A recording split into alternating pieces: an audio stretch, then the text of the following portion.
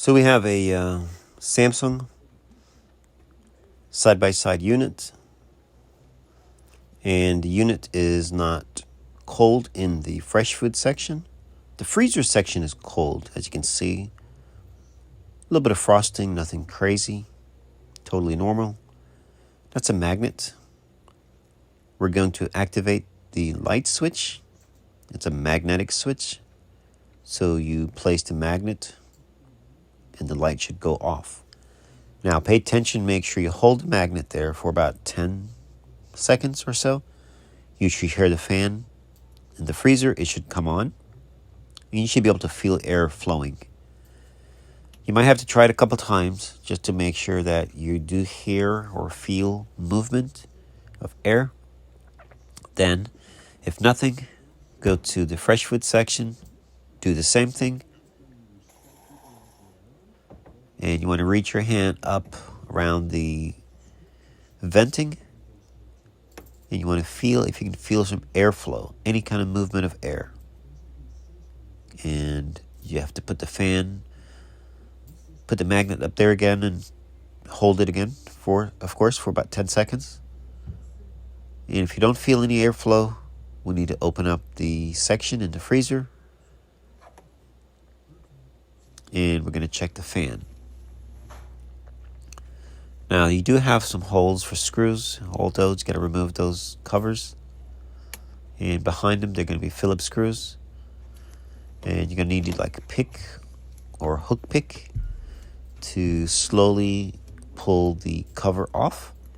If you have a steamer, you might want to hit it with a steamer just to loosen up any ice that might be holding the cover.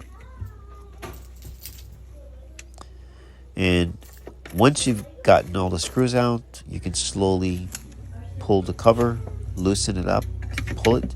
Don't force it. If it's not coming, don't force it. Upper top left, you do have a Phillips screw. It has a little cover. You need to remove that screw before you can remove the top. Once you've gained access to the bottom, that's a clogged drain, by the way. Pay attention to that. If you see that, you need to make sure you defrost that. That will cause issues, as in icing up. That's your drain hole, air hole. If that is frozen over, get your steamer in there and also get it knocked out. Sorry about this angle. This clip got pushed before. As you can see, I'm taking off the cover, but the cover's already off. My apologies. There it is.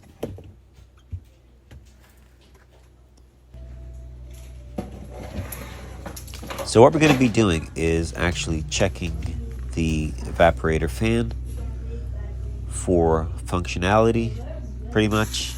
We want to see if we're getting power to the fan.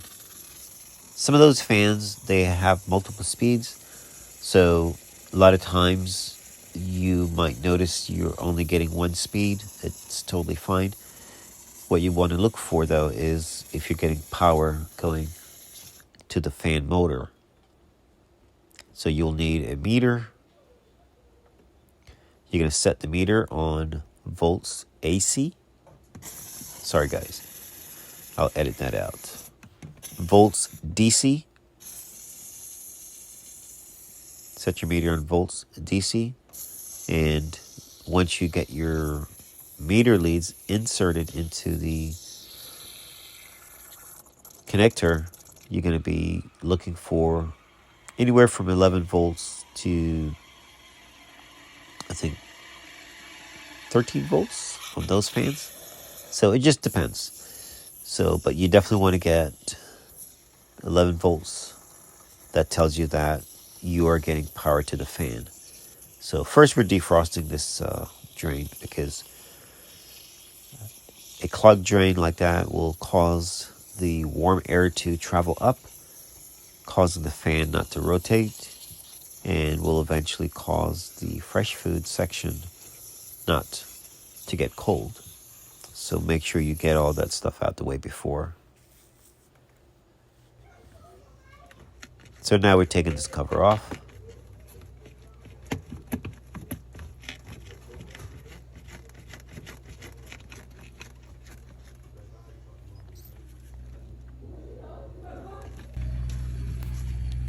So that's your evaporator fan right there. And it spins, but it was not turning on its own. So you have red and black, maybe purple as well. Those colors are weird.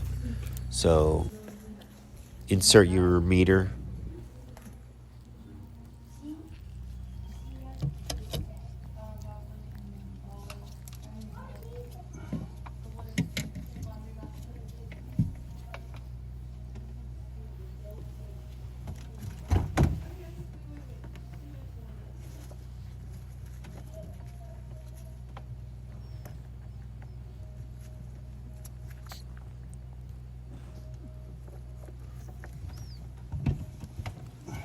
If you don't get it reading, you want to make sure that you're fully inserted.